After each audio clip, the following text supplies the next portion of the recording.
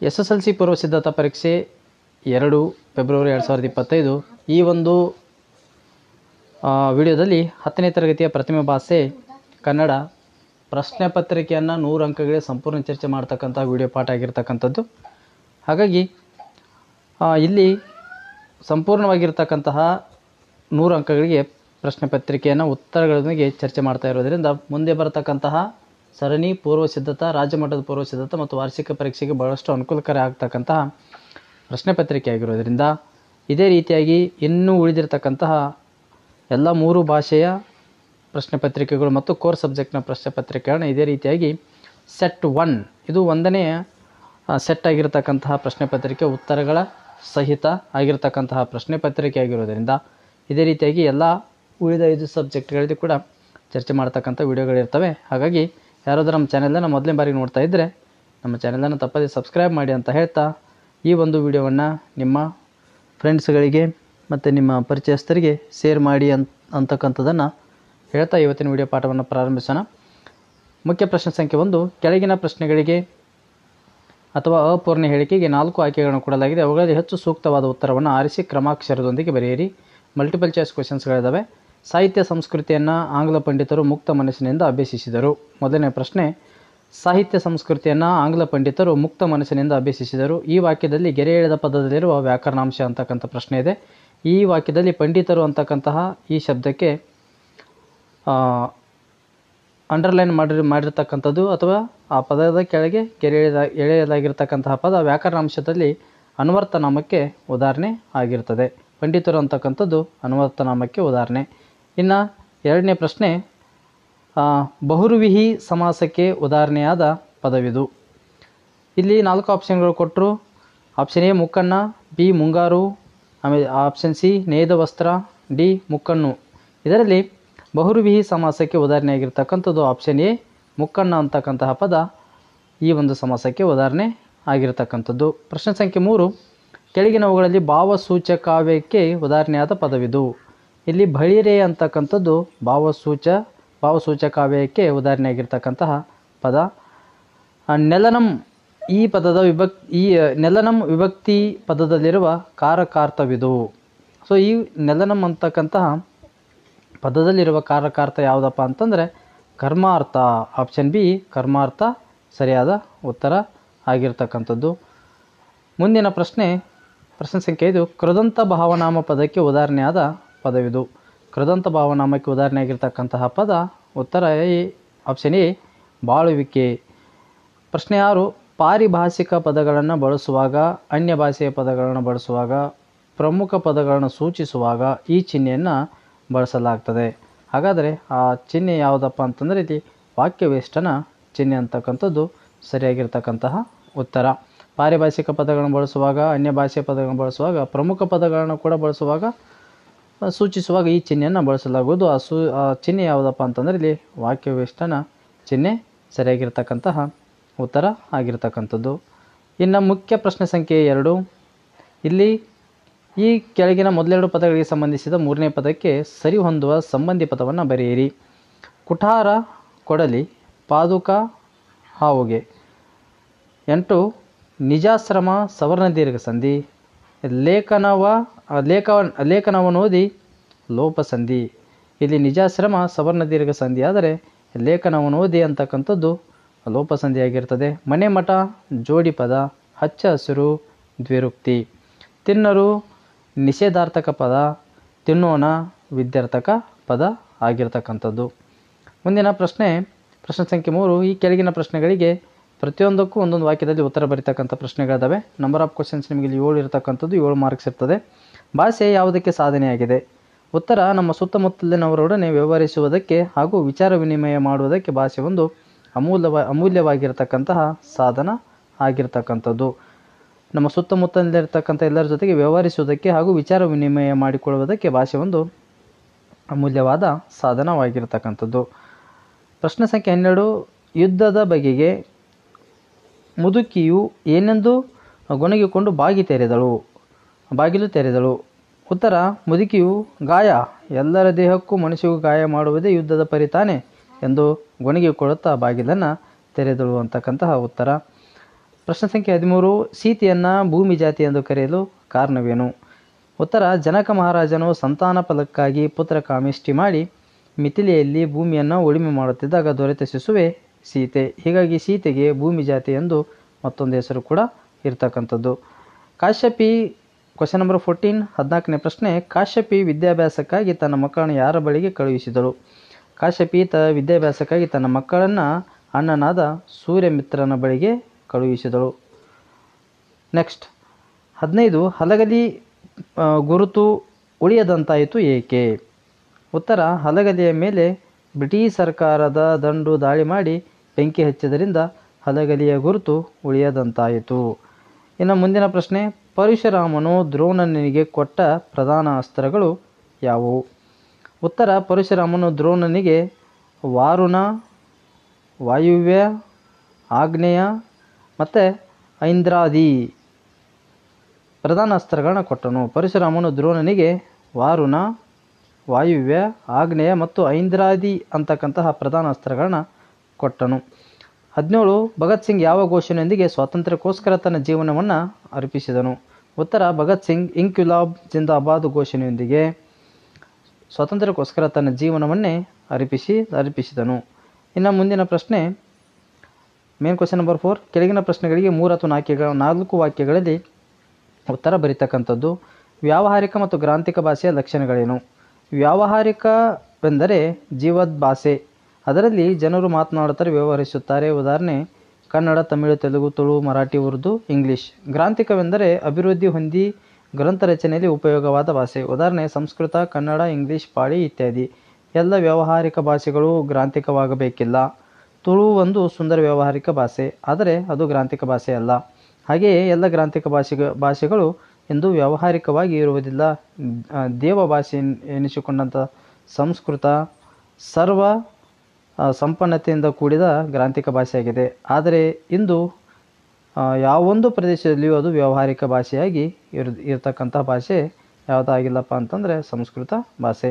ಮುಂದಿನ ಪ್ರಶ್ನೆ, ಊಲವರ್ತನನ್ನು ಲೇಖಕರು ಪ್ರಾಚೀನ ಮಹಾಕಾವ್ಯವೆಂದು ಕರೆಯಲು ಕಾರಣವೇನು ಅಂತಕ್ಕಂಥ ಪ್ರಶ್ನೆಗೆ, ಊಲವರ್ತ ಅನ್ನು ಲೇಖಕರು ಪ್ರಾಚೀನ ಮಹಾಕಾವ್ಯ ಎಂದು ಕರೆಯಲು ಕಾರಣವೇನು ಅಂತಕ್ಕಂಥ ಪ್ರಶ್ನೆಗೆ, ಹೂವರ್ತ ಎಂಬ ಸ್ಟೇಷನರಿ ಅಂಗಡಿಯು ನೋಡುವ ಹಾಗಿದೆ.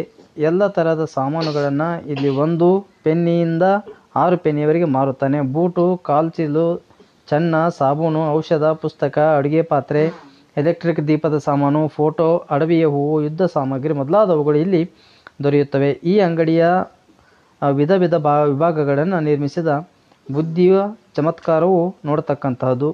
ಪ್ರಾಚೀನ ಮಹಾಕಾವ್ಯದಂತೆ ಇದೊಂದು ಮಹಾಕೋಶವಾಗಿದೆ ಎಂದು ಲೇಖಕರು ಕರೆದಿದ್ದಾರೆ. ಪ್ರಶ್ನೆ ಸಂಖ್ಯೆ 20, ಟೊಪ್ಪಿಗೆಯ ವಿಶೇಷತೆಯನ್ನು ಲೇಖಕರು ಹೇಗೆ ದಾಖಲಿಸಿದ್ದಾರೆ? ಇಲ್ಲಿ ಉತ್ತರ ನೋಡೋದಾದರೆ, ಇಲ್ಲಿ ಗಂಡಿಗಿಂತ ಹೆಣ್ಣು ಹೆಚ್ಚಿದ್ದ ಹಾಗೆ ಕಾಣುತ್ತದೆ.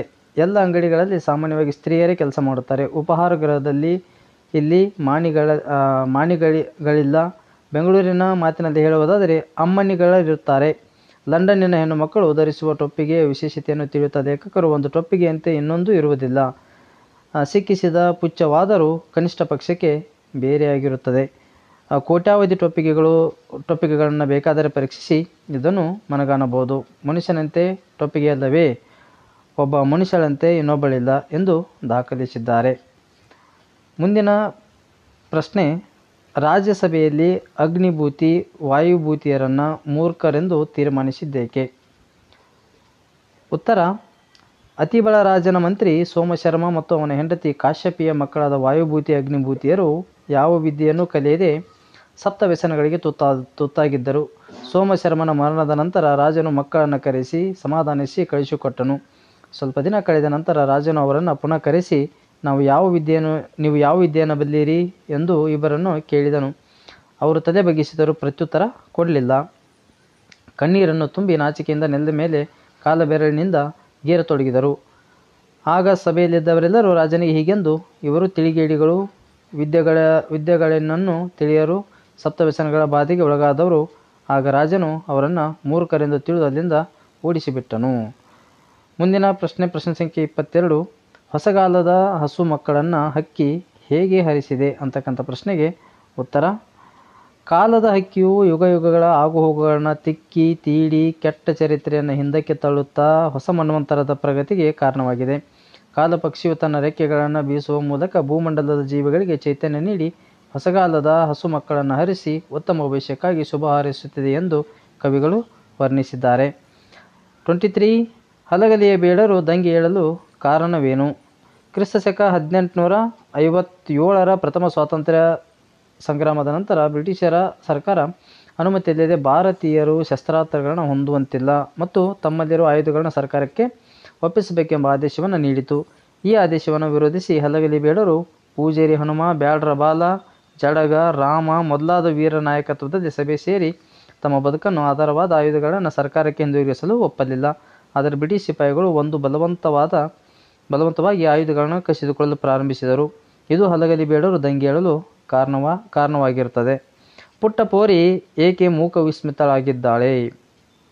ಉತ್ತರ: ಹಬ್ಬದ ಆ ಸಂದರ್ಭದಲ್ಲಿ ಒಡೆಯನ ಅಂಗಳದಲ್ಲಿ ಮೈತುಂಬಿ ನಿಂತ ಮಾವಿನ ಮರಗಳು, ರೆಕ್ಕೆ ಬಿಚ್ಚಿ ಸ್ವಚ್ಛಂದವಾಗಿ ಹಾರುತ್ತಿರುವ ಹಕ್ಕಿಗಳು, ಮನದುಂಬಿ ಹಾಡುವ ಕೋಗಿಲೆಗಳು, ಮನೆ ಬಾಗಿಲಲ್ಲಿ ತೂಗಾಡುತ್ತಿರುವ ಮಾವಿನ ಎಲೆಯ ತೋರಣ, ಮಲ್ಲಿಗೆ ಹೂವಲ್ಲಿ ಬೀರುವ ಮುಗುಳುನಗೆಯನ್ನು ನೋಡಿ ಹೊರಗೆ ಹಾಕಿರುವ ಹೊಳೆಯುವ ರಂಗೋಲಿಯಲ್ಲಿ ತಳತಳ ಎಂದು ಹೊಳೆಯುವ ಬಾದರವಿಯ ಕಂಡು ಮೂಕ ವಿಸ್ಮಿತಳಾಗಿದ್ದಾಳೆ. ಮುಂದಿನ ಪ್ರಶ್ನೆ: ಅಂದವಾದ ಬರವಣಿಗೆ ಬಗ್ಗೆ ಗಾಂಧೀಜಿಯವರ ಅಭಿಪ್ರಾಯವೇನು? ಅಂದವಾದ ಅಕ್ಷರ, ಒಳ್ಳೆಯ ಬರವಣಿಗೆ ಶಿಕ್ಷಣದ ಅವಶ್ಯಕ ಅಂಶ ಎಂಬ ಭಾವನೆ ಇಂಗ್ಲೆಂಡಿಗೆ ಹೋಗುವವರೆಗೂ ನನ್ನಲ್ಲಿ ಇತ್ತು. ಅನಂತರ ದಕ್ಷಿಣ ಆಫ್ರಿಕಾಕ್ಕೆ ಹೋದ ಮೇಲೆ ಅಲ್ಲಿ ಸುಶಿಕ್ಷಿತ ಯುವಕರು ಮತ್ತು ವಕೀಲರ ಮುತು ಪೋಣಿಸಿದಂತಹ ಸುಂದರ ಬರವಣಿಗೆ ನೋಡಿ ಅಂದವಾದ ಅಕ್ಷರ, ಒಳ್ಳೆಯ ಬರವಣಿಗೆ ಉತ್ತಮ ಶಿಕ್ಷಣದ ಅವಶ್ಯವಾದ ಅಂಶವೆಂಬುದನ್ನು ಪ್ರತಿಯೊಬ್ಬ ಯುವಕನು ಯುವತಿಯು ತಿಳಿದುಕೊಳ್ಳಲಿ ಎಂದು ಗಾಂಧೀಜಿಯವರು ಅಭಿಪ್ರಾಯಪಟ್ಟಿದ್ದಾರೆ. ಏಕೆಂದರೆ ಕೆಟ್ಟ ಅಕ್ಷರದ ಬರವಣಿಗೆ ಅಪಕ್ವ ಮತ್ತು ಅಪೂರ್ಣ ಶಿಕ್ಷಣದ ಚಿಹ್ನೆ ಎಂದು ಗಾಂಧೀಜಿಯವರು ಅರಿತಿದ್ದರು. ಹಾಗಾಗಿ ಅವರು ತಮ್ಮ ಬರಹವನ್ನು ತಿದ್ದಿಕೊಳ್ಳಬೇಕೆಂದು ಪ್ರಯತ್ನಿಸಿದರು. ಮುಂದಿನ ಪ್ರಶ್ನೆ: ಭಗವಂತನಲ್ಲಿ ಶರಣಾಗುವ ಭಾವ ಅಕ್ಕ ಮಹಾದೇವಿ ವಚನದಲ್ಲಿ ಹೇಗೆ ವ್ಯಕ್ತಗೊಂಡಿದೆ ಅಂತಕ್ಕಂಥ ಪ್ರಶ್ನೆಗೆ ಉತ್ತರ: ಶ್ರೀಗಂಧವನ್ನು ಕಡಿದು ಕೊರಿದು ತೇದರೂ ಏನೇ ಆದರೂ ತನ್ನ ಕಂಪನ್ನು ಬಿಡುವುದಿಲ್ಲ. ಹಾಗೆ ಬಂಗಾರವು ಎಷ್ಟೇ ಕತ್ತರಿಸಿ ಬಡಿಸಿಕೊಂಡರೂ ತನ್ನ ಹೊಳಹನ್ನು ಕಳೆದುಕೊಳ್ಳುವುದಿಲ್ಲ. ಹಾಗೆಯೇ ಕಬ್ಬನ್ನು ಸಹ ಗಾಣದಲ್ಲಿ ಎರೆದರೂ ಕಾಯಿಸಿದರೂ ತನ್ನ ಸಿಹಿಯನ್ನು ಬಿಡುವುದಿಲ್ಲ. ಅಂತೆಯೇ ನೀನು ನನ್ನನ್ನು ಎಷ್ಟೇ ಪರೀಕ್ಷೆಗೆ ಒಳಪಡಿಸಿದರೂ ಕೊಂದರೂ ನಾನು ನಿನ್ನಲ್ಲಿ ಶರಣು ಎಂಬುದನ್ನು ಬಿಡುವುದಿಲ್ಲ ಎಂದು ತನ್ನ ಆರಾಧ್ಯ ದೈವ ಶ್ರೀಶೈಲ ಮಲ್ಲಿಕಾರ್ಜುನನಲ್ಲಿ ಶರಣಾಗುವ ಭಾವ ಅಕ್ಕ ಮಹಾದೇವಿ ವಚನದಲ್ಲಿ ವ್ಯಕ್ತವಾಗಿದೆ. ಪ್ರಶ್ನೆ ಸಂಖ್ಯೆ 27. ಪೈಗಳ ತಮ್ಮನ ನೂಲು ಮದುವೆಯ ದಿನ ಅಂಗಳದಲ್ಲಿ ಏನೇನು ಸಿದ್ಧತೆಗಳು ಆದವು? ಪೈಗಳ ತಮ್ಮ ನೂಲು ಮದುವೆಯ ದಿನ ಅಂಗಳದಲ್ಲಿ ಚಪ್ಪರ ಹಾಕಿದೆ. ಚಪ್ಪರದಲ್ಲಿ ಒಂದು ಕಡೆ ಲಡ್ಡುಗೆಗಳನ್ನು ಕಟ್ಟುತ್ತಾರೆ, ಮತ್ತೊಂದು ಕಡೆ ಮಂಡಿಗೆಗಳನ್ನು ಮಡಚುತ್ತಾರೆ, ಬೇರೊಂದು ಕಡೆ ಸೇವಿಗೆಯನ್ನು ಒತ್ತುತ್ತಾರೆ. ಜೋಳದ ಗದ್ದೆಯಲ್ಲಿ ಗಿಳಿಗಳ ಕೋಲಾಹಲದಂತೆ ಚಪ್ಪರವೆಲ್ಲ ಗದ್ದಲ. ಹೀಗೆ ಪೈಗಳ ತಮ್ಮನ ನೂಲು ಮದುವೆಯ ದಿನ ಅಂಗಳದಲ್ಲಿ ಏನೇನೋ ಸಿದ್ಧತೆಗಳು ನಡೆಯುತ್ತಿದ್ದವು ಅಥವಾ ಸಿದ್ಧತೆಗಳಾಗ್ತಿದ್ದವು. ಇನ್ನು ಕೆಳಗಿನ ಪ್ರಶ್ನೆ ಸಂಖ್ಯೆ 5. ಕೆಳಗಿನ ಕವಿ, ಸಾಹಿತಿ, ಕಾಲ, ಸ್ಥಳ, ಕೃತಿ ಮತ್ತು ಪ್ರಶಸ್ತಿ ಬಿರುದುಗಳನ್ನು ಕುರಿತು ವಾಕ್ಯರೂಪದಲ್ಲಿ ಬರೆಯಿರಿ ಅಂತಕ್ಕಂಥದ್ದು. ಮೊದಲನೆಯ ಕವಿ ಪರಿಚಯ ಇಲ್ಲಿ ಸಾರಾ ಅಬೂಬಕ್ಕರ್. ಸಾರಾ ಅಬೂಬಕ್ಕರ್ ಅವರ ಪರಿಚಯ ಮಾಡ್ತಕ್ಕಂಥದ್ದು. ಸಾರಾ ಅಬೂಬಕ್ಕರ್ ಅವರು 30 ಜೂನ್ 1936 ಕಾಸರಗೋಡಿನಲ್ಲಿ ಜನಿಸಿದರು. ಸಾರಾ ಅಬೂಬಕ್ಕರ್ ಅವರು 1936 ಜೂನ್ 30 ಕಾಸರಗೋಡಿನಲ್ಲಿ ಜನಿಸಿದರು. ಇವರು ಚಂದ್ರಗಿರಿಯ ತೀರದಲ್ಲಿ ಸಹನಾ, ಕದನ ವಿರಾಮ, ವಜ್ರಗಳು, ಸುಳಿಯಲ್ಲಿ ಸಿಕ್ಕವರು, ತಳ ಒಡೆದ ದೋಣಿಯಲ್ಲಿ ಕಾದಂಬರಿಗಳನ್ನು, ಚಪ್ಪಲಿಗಳು, ಕೆಡ್ಡ, ಅರ್ಧರಾತ್ರಿಯಲ್ಲಿ ಹುಟ್ಟಿದ ಕೂಸು, ಪಯಣ ಮೊದಲಾದ ಪ್ರಮುಖ ಕೃತಿಗಳನ್ನು ರಚಿಸಿದ್ದಾರೆ. ಇವರ ಸಾಹಿತ್ಯ ಕೃಷಿಗಾಗಿ ಅನೇಕ ಪ್ರಶಸ್ತಿಗಳು ಹಾಗೂ ಕನ್ನಡ ಸಾಹಿತ್ಯ ಪರಿಷತ್ತಿನ ನೃಪತುಂಗ ಪ್ರಶಸ್ತಿ ಕೂಡ ಇವರಿಗೆ ಲಭಿಸಿರ್ತಕ್ಕಂಥದ್ದು. ನೆಕ್ಸ್ಟ್ ರನ್ನ ಅವರ ಪರಿಚಯ. ಕನ್ನಡದ ರತ್ನತ್ರಯರಲ್ಲಿ ಒಬ್ಬರಾದ ರನ್ನನು ಕ್ರಿಸ್ತ ಶಕ ಸುಮಾರು 949 ಬಾಗಲಕೋಟೆ ಜಿಲ್ಲೆಯ ಮುದುವೊಳಲು, ಈಗಿನ ಮುಧೋಳ್, ಆಗ ಮುದುವೊಳಲು ಅಂತ ಕರೀತಕ್ಕಂತಹ ಊರು ಈಗಿನ ಮುಧೋಳ್ ಎಂಬ ಗ್ರಾಮದಲ್ಲಿ ಜನಿಸಿದನು. ತಂದೆ ಜಿನವಲ್ಲಭ, ತಾಯಿ ಅಬ್ಬಲಬ್ಬೆ. ಈತನು ಸಾಹಸ ಭೀಮ ವಿಜಯಂ ಅಂದರೆ ಗದಾಯುದ್ಧ, ಅಜಿತ ತೀರ್ಥಂಕರ, ಪುರಾಣ ತಿಲಕಂ, ಪರಶುರಾಮ ಚರಿತಂ, ಚಕ್ರೇಶ್ವರ ಚರಿತಂ ಎಂಬ ಕಾವ್ಯಗಳನ್ನು ಬರೆದಿದ್ದಾನೆ. ರನ್ನ ಕಂದ ಎಂಬ ನಿಘಂಟನ್ನು ಬರೆದಿರುವುದಾಗಿ ತಿಳಿದು ಬರುತ್ತದೆ. ರನ್ನನು ಚಾಲುಕ್ಯ ದೊರೆಯ ತೈಲಪನ ಆಸ್ಥಾನದಲ್ಲಿದ್ದು ಆತನಿಂದ ಕವಿ ಚಕ್ರವರ್ತಿ ಎಂಬ ಬಿರುದನ್ನು ಕೂಡ ರನ್ನ ಪಡೆದುಕೊಳ್ತಾನೆ. ಮುಂದಿನ ಪ್ರಶ್ನೆ, ಕೆಳಗಿನ ಪದ್ಯ ಭಾಗಕ್ಕೆ ಪ್ರಸ್ತಾರ ಹಾಕಿ ಗಣ ವಿಭಾಗಿಸಿ ಛಂದಸ್ಸಿನ ಹೆಸರನ್ನು ಬರೆಯಿರಿ ಅಂತಕ್ಕಂಥ ಪ್ರಶ್ನೆಗೆ 3 ಅಂಕಗಳ ಪ್ರಶ್ನೆ. ವಿಪಿನ ಚರ ನಿನಗೆ ತಕ್ಕುದು, ಚಪಲ ಮೃಗ ವ್ರಜದ ಬೇಂಟೆ ಯುಜ್ಜುಗ ಮೆಮ್ಮಿ ಅಂತಕ್ಕಂತಹ ಈ ಒಂದು ಲೈನ್ಸ್ಗಳಿಗೆ ನೀವು ಪ್ರಸ್ತಾರ ಹಾಕಿ ಗಣವನ್ನು ವಿಭಾಗಿಸಿ ಛಂದಸ್ಸಿನ ಹೆಸರನ್ನು ಬರೀತಕ್ಕಂಥದ್ದು. ಇಲ್ಲಿ ಈಗಾಗಲೇ ಪ್ರಸಾರ ಹಾಕಿ ಗಣಗಳನ್ನು ವಿಂಗಡಿಸಿ ಇಲ್ಲಿರ್ತಕ್ಕಂತಹ ಛಂದಸ್ಸಿನ ಹೆಸರನ್ನು ಕೂಡ ಕೊಡಲಾಗಿದೆ. ಈ ಮೇಲಿನ ಪದ್ಯವು ಮಾತ್ರಾಗಣದ ಕಂದ ಪದ್ಯದಲ್ಲಿ ರಚಿತವಾಗಿರ್ತಕ್ಕಂಥದ್ದು. ಇದನ್ನು ಸ್ವಲ್ಪ ನೋಡ್ಕೊಂಡು ನೋಟ್ ಮಾಡ್ಕೋಬೇಕು. ಇನ್ನು ಮುಂದಿನ ಪ್ರಶ್ನೆ, ಕೆಳಗಿನ ವಾಕ್ಯದಲ್ಲಿ ಇವರ ಅಲಂಕಾರವನ್ನು ಹೆಸರಿಸಿ ಲಕ್ಷಣ ಬರೆದು ಸಮನ್ವಯಗೊಳಿಸಿರಿ ಅಂತ ಇದೆ. ಪ್ರಶ್ನೆ ಸಂಖ್ಯೆ 31, ನೀಚರಿಗೆ ಮಾಡಿದ ಉಪಕಾರವು ಹಾವಿಗೆ ಹಾಲೇರದಂತೆ. ಅಲಂಕಾರ ಬಂದು ಉಪಮಾ ಅಲಂಕಾರ. ಲಕ್ಷಣ, 2 ವಸ್ತುಗಳಿಗಿರುವ ಸಾದೃಶ್ಯ ಸಂಪತ್ತನ್ನು ಹೋಲಿಸಿ ವರ್ಣಿಸಿದರೆ ಅದು ಉಪಮಾ ಅಲಂಕಾರವಾಗಿರ್ತದೆ. ಉಪಮೇಯ, ನೀಚರಿಗೆ ಮಾಡ್ತಕ್ಕಂಥ ಉಪಕಾರ. ಉಪಮಾನ, ಹಾವಿಗೆ ಎರೆದ ಹಾಲು. ಉಪಮಾವಾಚಕ, ಅಂತೆ. ಸಮಾನ ಧರ್ಮ ಸ್ಪಷ್ಟವಾಗಿಲ್ಲ, ಪ್ರಯೋಜನವಿಲ್ಲ. ಸಮನ್ವಯ, ಇಲ್ಲಿ ಉಪಮೇಯವಾದ ನೀಚರಿಗೆ ಮಾಡಿದ ಉಪಕಾರವನ್ನು ಉಪಮಾನವಾದ ಹಾವಿಗೆ ಎರೆದ ಹಾಲಿಗೆ ಹೋಲಿಸಿ ವರ್ಣಿಸಲಾಗಿರುವುದರಿಂದ ಇದು ಉಪಮಾ ಅಲಂಕಾರ ಆಗಿರ್ತಕ್ಕಂಥದ್ದು. ಇನ್ನು ಮುಂದಿನ ಪ್ರಶ್ನೆ, ಈ ಕೆಳಗಿನ ಗಾದೆಗಳಲ್ಲಿ ಯಾವುದಾದರೂ ಗಾದೆಯನ್ನು ಈ ಕೆಳಗೆ ಕೊಟ್ಟಿರ್ತಕ್ಕಂತಹ ಗಾದೆಯಲ್ಲಿ ಒಂದನ್ನು ವಿಸ್ತರಿಸಿ ಬರೆಯಿರಿ ಅಂತಕ್ಕಂತಹ ಈ ಒಂದು ಪ್ರಶ್ನೆಗೆ ಮಿಂಚು ಹೋದ ಕಾಲಕ್ಕೆ ಚಿಂತಿಸಿ ಫಲವಿಲ್ಲ ಅಂತಕ್ಕಂಥದ್ದು ಇದೊಂದು ಗಾದೆ ಮಾತನ್ನು ವಿಸ್ತರಿಸಿ ಬರಿತಕ್ಕಂಥದ್ದು. ಇದನ್ನು ನಿಮಗೆ ಸಾಕಷ್ಟು ಬಾರಿ ಗಾದೆಗಳ ಬಗ್ಗೆ ನೋಡೋ ಟೈಮ್ನಲ್ಲಿ ಈ ರೀತಿಯಾಗಿರ್ತಕ್ಕಂಥ ಗಾದೆಗಳ ಬಗ್ಗೆ ಇರ್ತದೆ. ಇಲ್ಲಿ ಓದೋದಕ್ಕಿಂತ ನೀವು ಬರಿತಕ್ಕಂಥದ್ದು ಇಂಪಾರ್ಟೆಂಟ್ ಆಗ್ತದೆ. ಹಾಗಾಗಿ ಇದನ್ನು ಬರೆದು ಪ್ರಾಕ್ಟೀಸ್ ಮಾಡಿಕೊಡ್ರಿ. ಮುಂದೆ, ಕುಂಬಾರನಿಗೆ ವರ್ಷ, ದೊನ್ನೆಗೆ ನಿಮಿಷ ಅಂತಕ್ಕಂತಹ ಒಂದು ಗಾದೆ ಮಾತನ್ನು ಕೂಡ ಇಲ್ಲಿ ಕೊಟ್ಟಿರ್ತಕ್ಕಂಥದ್ದು. ಮುಂದಿನ ಪ್ರಶ್ನೆ, ಕೆಳಗಿನ ವಾಕ್ಯ ಅಥವಾ ಹೇಳಿಕೆಗಳಲ್ಲಿ ಸಂದರ್ಭ ಮತ್ತು ಸ್ವಾರಸ್ಯವನ್ನು ಬರೀರಿ ಅಂತಕ್ಕಂತಹ ಪ್ರಶ್ನೆಗೆ ಉತ್ತರ, ಮಡಿಯಬೇಕಾದರೆ ಮಾಡಿಯೇ ಮಡಿಯುತ್ತೇನೆ. ಆಯ್ಕೆ, ಈ ವಾಕ್ಯವನ್ನು ಎನ್ ಮೂರ್ತಿರಾವ್ ಅವರು ರಚಿಸಿರುವ ಸಮಗ್ರ ಲಲಿತ ಪ್ರಬಂಧಗಳು ಕೃತಿಯಿಂದ ಆಯ್ದ ವ್ಯಾಘ್ರಗೀತೆ ಎಂಬ ಗದ್ಯ ಭಾಗದಿಂದ ಆರಿಸಿಕೊಳ್ಳಲಾಗಿದೆ. ಸಂದರ್ಭ, ಶಾನುಭೋಗರು ಮದಲಿಂಗನ ಕಣಿವೆಯ ದಾರಿಯಲ್ಲಿ ನಡೆದು ಹೋಗುವಾಗ ಹೇಗಾದರೂ ಹುಲಿಯ ಆಕ್ರಮಣ ತಪ್ಪಿಸಿಕೊಳ್ಳಲು ಯೋಚಿಸುತ್ತಾ ಹುಲಿಯ ಪಂಜಾವದಿಂದ ಒಂದೇಟು ಬಿದ್ದರೆ ಸಾಕು, ಮುಂದೆ ಯಾವುದರ ಅರಿವು ಉಳಿಯುವುದಿಲ್ಲ, ನೋವೇನಿದ್ದರೂ ಒಂದೇ ಕ್ಷಣದ ಮಾತು ಎಂದು ಯೋಚಿಸುವ ಸಂದರ್ಭದಲ್ಲಿ ಮೇಲಿನ ಮಾತು ಬಂದಿರತಕ್ಕಂಥದ್ದು. ಸ್ವಾರಸ್ಯ, ಕರ್ಮಣ್ಯವಾಧಿಕಾರಸ್ಥೆ ಮಾ ಫಲೇಸು ಕದಾಚನ ಎಂಬಂತೆ ಮನುಷ್ಯನ ಪ್ರಯತ್ನದಲ್ಲಿರುವುದನ್ನೆಲ್ಲ ಮಾಡಿ ಬಿಡಬೇಕು ಎಂಬುದು ಇಲ್ಲಿನ ಸ್ವಾರಸ್ಯ. ಹಾಗಾದರೆ ಎಲ್ಲರಿಗೂ ಮನೆ ಆಗುವವರೆಗೂ ನನಗೂ ಮನೆ ಬೇಡ. ಆಯ್ಕೆ, ಈ ಪ್ರಸ್ತುತ ವಾಕ್ಯವನ್ನು ದೇವನೂರು ಮಹಾದೇವ ಅವರು ಬರೆದಿರತಕ್ಕಂತಹ ಎದೆಗೆ ಬಿದ್ದ ಅಕ್ಷರ ಎಂಬ ಕೃತಿಯಿಂದ ಆಯ್ದ ಎದೆಗೆ ಬಿದ್ದ ಅಕ್ಷರ ಎಂಬ ಗದ್ಯ ಪಾಠದಿಂದ ಆರಿಸಿಕೊಳ್ಳಲಾಗಿದೆ.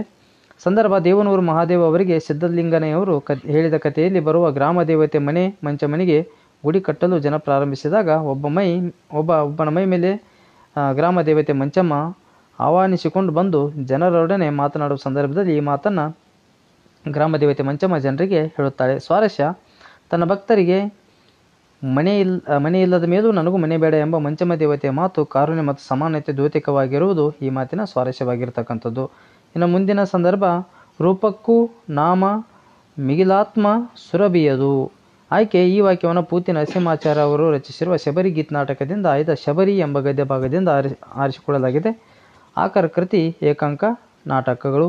ಸಂದರ್ಭ, ಸೀತಾಪಹರಣ ಅನಂತರ ಶೋಕತಪ್ತರಾದ ರಾಮಲಕ್ಷ್ಮಣರು ಸೀತೆಯನ್ನು ಹುಡುಕುತ್ತಾ ತಪಸ್ವಿ ಧನುವಿನ ಸೂಚನೆಯಂತೆ ಮತಂಗಾಶ್ರಮವನ್ನು ಪ್ರವೇಶಿಸಿದ ಶಬರಿಯು ಶ್ರೀರಾಮನ ಬರುವಿಕೆಗಾಗಿ ಕಾಯುತ್ತಾ ಹಂಬಲಿಸುವುದನ್ನು ಕಂಡ ಲಕ್ಷ್ಮಣನು, ನಿನ್ನ ನೋಡದೆ ಇಂತೂ ಮರಳಾದ ಈ ಸಿದ್ಧೆ, ಇನ್ನು ನೋಡಿದ ಬಳಿಕ ಏನಪ್ಪಳೋ ವೃದ್ಧೆ ಎಂದಾಗ ಶ್ರೀರಾಮನು ರೂಪಕ್ಕೂ ನಾಮ ಮಿಗಿಲಾತ್ಮ ಸುರಭೆಯದು ಎನ್ನ ಕಾಣುತ್ತಲಿಳುವಳ ಬೆರಗು ತಿಳಿಯುವುದು ಎಂದು ಹೇಳುತ್ತಾನೆ.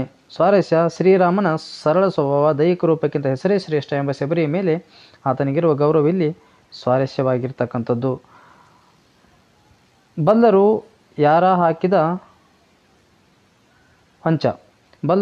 ಯಾರ ಹಾಕಿದ ಹೊಂಚ. ಆಯ್ಕೆ ಈ ವಾಕ್ಯವನ್ನು ದ ರಾ ಬೇಂದ್ರೆ ಅವರು ರಚಿಸಿದ ಗರಿ ಎಂಬ ಕವನ ಸಂಕಲನದಿಂದ ಆಯ್ಕೆ ಮಾಡಿಕೊಂಡಿರ್ತಕ್ಕಂತಹ ಹಕ್ಕಿ ಹಾರುತ್ತಿದೆ ನೋಡಿದಿರಾ ಎಂಬ ಪದ್ಯ ಭಾಗದಿಂದ ಆರಿಸಿಕೊಳ್ಳಲಾಗಿದೆ. ಸಂದರ್ಭ ಕವಿ ದ ರಾ ಬೇಂದ್ರೆ ಅವರು ಕಾಲದ ಗತಿಯನ್ನು ಹಾರುವ ಹಕ್ಕಿಗೆ ಸಮೀಕರಿಸಿ ವರ್ಣಿಸುವ ಸಂದರ್ಭದಲ್ಲಿ ಕಾಲ ಪಕ್ಷಿಯು ಹಾರುತ್ತಾ ದಿಗ್ಮಂಡಲಗಳ ಅಂಚಿನ ಆಚೆಗೂ ತನ್ನ ಕೊಕ್ಕನ್ನು ಚಾಚಿ ಇಡೀ ಬ್ರಹ್ಮಾಂಡವನ್ನು ಒಡೆಯುವುದಕ್ಕೆಂಬಂತೆ ಹಾರುತ್ತಿದೆ, ಅದರ ಸಂಚನ್ನು ಬಲ್ಲವರಾರು ಎಂದು ವಿಸ್ಮಯದಿಂದ ಈ ಮಾತನ್ನು ಹೇಳುತ್ತಾರೆ. ಸ್ವಾರಸ್ಯ, ಕಾಲದ ವೇಗ ವಿಸ್ತಾರವನ್ನು ಅದು ಉಂಟು ಮಾಡಬಹುದಾದ ಪರಿಣಾಮವನ್ನು ಈ ಮಾತಿನಲ್ಲಿ ಸ್ವಾರಸ್ಯಪೂರ್ಣವಾಗಿ ವರ್ಣನೆ ಮಾಡಲಾಗಿರ್ತಕ್ಕಂಥದ್ದು. ಮುಂದಿನ ಸಂದರ್ಭ ಅದು ಹುಲ್ಲಿನ ಮಕಮಲ್ಲಿನ ಹೊಸಪಚ್ಚೆಯ ಜಮಖಾನೆ. ಆಯ್ಕೆ ಈ ವಾಕ್ಯವನ್ನು ಕುವೆಂಪು ಅವರ ಪಕ್ಷಿ ಕಾಸಿ ಎಂಬ ಕವನ ಸಂಕಲನ ಆರಿಸಲಾಗಿರುವ ಹಸುರು ಎಂಬ ಪದ್ಯದಿಂದ ಆಯ್ಕೆ ಮಾಡಿಕೊಳ್ಳಲಾಗಿದೆ. ಸಂದರ್ಭ, ಪ್ರಕೃತಿಯ ಹಸುರುಗಳೊಂದಿಗೆ ಕುವೆಂಪು ಹೊಂದಿದ್ದ ಸಮೀಪ ಸಂಬಂಧವನ್ನು ವರ್ಣಿಸುತ್ತಾ ಭೂಮಿ ತಾಯಿಯು ನಯವಾದ ಬಟ್ಟೆಯಂತಿರುವ ಹುಲ್ಲಿನ ಹೊದಿಕೆಯನ್ನು ಹೊದ್ದಿದ್ದಾಳೆ, ಅದು ಎಳೆಯ ಚಿಗುರಿನ ಜಮಖಾನೆಯಾಗಿ ಕಂಗೊಳಿಸುತ್ತಿದೆ ಎಂದು, ಮುಗಿಲೂ ಸಹ ಹಚ್ಚ ಹಸಿರನ್ನು ಹೊದ್ದಿತ್ತು ಎಂದು ವರ್ಣಿಸುತ್ತಾ ಈ ಮಾತನ್ನು ಹೇಳಿದ್ದಾರೆ. ಸ್ವಾರಸ್ಯ, ಕವಿಗೆ ಸರ್ವಸ್ವವೂ ಹಸುರು ಪಸರಿಸಿರುವುದನ್ನು ನೋಡಿ ರಸಾನಂದ ಹೊಂದಿದ ಕವಿಯು ಪ್ರಕೃತಿಯ ಆರಾಧನೆಯೇ ಇಲ್ಲಿ ಸ್ವಾರಸ್ಯವಾಗಿದೆ. ಹಾಗಾಗಿ ಇಲ್ಲಿ ಪ್ರಶ್ನೆ ಸಂಖ್ಯೆ 1ರಿಂದ ಪ್ರಶ್ನೆ ಸಂಖ್ಯೆ 37ರವರೆಗೆ ಪಾರ್ಟ್ 1 ಅಂದರೆ ಈ ವಿಡಿಯೋ ಭಾಗ 1ರಲ್ಲಿ ಎಷ್ಟೊತ್ತು ನಾವು 10ನೇ ತರಗತಿಯ ಪ್ರಥಮ ಭಾಷೆ ಕನ್ನಡ ವಿಷಯಕ್ಕೆ ಸಂಬಂಧಪಡ್ತಕ್ಕಂತಹ ಪ್ರಶ್ನೆ ಪತ್ರಿಕೆ ಆಮೇಲೆ ವೆರಿ ಇಂಪಾರ್ಟೆಂಟ್ ಆಗಿರ್ತಕ್ಕಂಥ ಪ್ರಶ್ನೆಗಳು ಕೂಡ ಚರ್ಚೆ ಮಾಡಿದ್ವಿ. ಇನ್ನು ಉಳಿದಿರತಕ್ಕಂತಹ ಪ್ರಶ್ನೆ ಪತ್ರಿಕೆ ಉತ್ತರಗಳ ಸಹಿತ ಇದನ್ನು ಮುಂದಿನ ವಿಡಿಯೋದಲ್ಲಿ ಶೀಘ್ರವೇ ಪೋಸ್ಟ್ ಮಾಡಲಾಗುವುದು. ಹಾಗಾಗಿ ವಿದ್ಯಾರ್ಥಿಗಳು ಇನ್ನು ಬೇರೆ ಎಲ್ಲ 5 ವಿಷಯಗಳಿಗೆ ಇದೇ ರೀತಿಯಾಗಿರ್ತಕ್ಕಂಥ ಪ್ರಶ್ನೆ ಪತ್ರಿಕೆಯನ್ನು ಚರ್ಚೆ ಮಾಡಲಾಗುವುದು. ಹಾಗಾಗಿ ಕಂಟಿನ್ಯೂಯಸ್ಲಿ ನಮ್ಮ ಚಾನೆಲನ್ನು ಅಬ್ಸರ್ವ್ ಮಾಡ್ತಾರೆ ಅಂತ ಹೇಳ್ತಾ ಇವತ್ತಿನ ವಿಡಿಯೋನ ಮುಗಿಸ್ತಾ ಇದ್ದೀವಿ. Best of luck.